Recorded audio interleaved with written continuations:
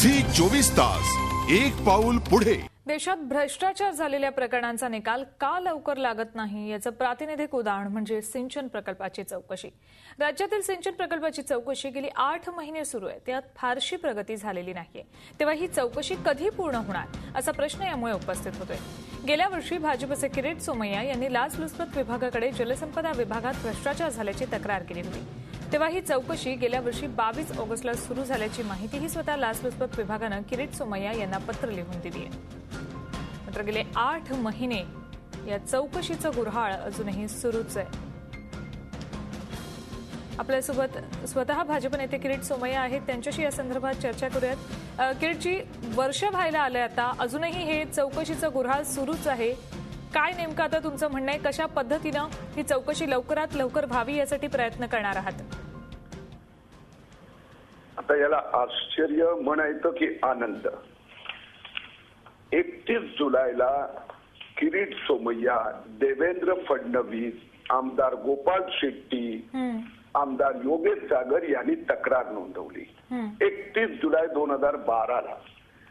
त्यानंतर मुंबई उच्च न्यायालयाने फेब्रुवारी महिन्यात सरकारला फटकारलं की हे काय चाललं आहे, आणि त्याच्यानंतर आज मला म्हणजे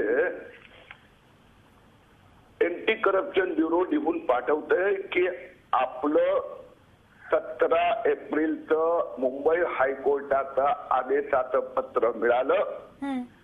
आम्ही मार्च महिन्यापासून या चौकशीला दिशा आणि गती देण्याचा प्रयत्न करीत आहोत। आपण पाठवलेले पेपर आम्ही चेक करीत आहोत।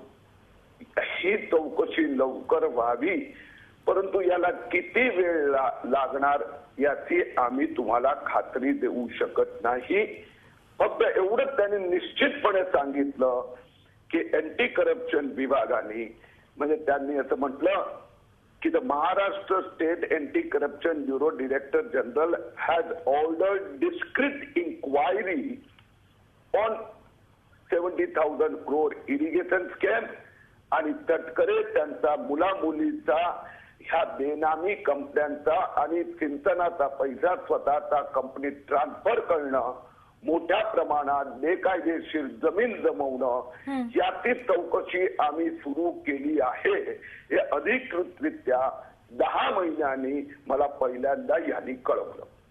किरीटजी, एकंदरीत ज्या पद्धतीने हे प्रातिनिधिक उदाहरण आपल्या समोर येतंय की असं चौकशीचं गुऱ्हाळ सुरू राहतं, याचाच अर्थ घोटाळे करायला नेते मोकळे आहेत आणि या घोटाळ्यांची चौकशी वर्षानुवर्ष सुरू राहणार, तोवर हे नेते आपल्या पदावर राहणार आहेत। धन्यवाद या आमच्याशी चर्चा केली त्याबद्दल।